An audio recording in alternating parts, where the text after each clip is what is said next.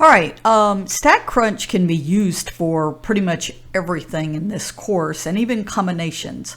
I will say if you have the TI 83 or 84, most kind of prefer it versus StatCrunch, because StatCrunch is a little bit more steps, but let's see what we can do right here. So I'm going to try to do this where I can see it. Maybe I'll make that a little higher. And so if I want to do a combinations, it says just click data and then compute and then expression.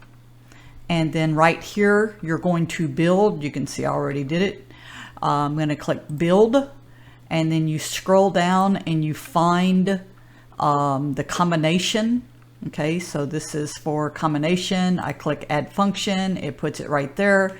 Now I type, arrow over to the right. I type a 12, arrow over to the right again. And I type a 3, and then I click OK. And then right here, compute.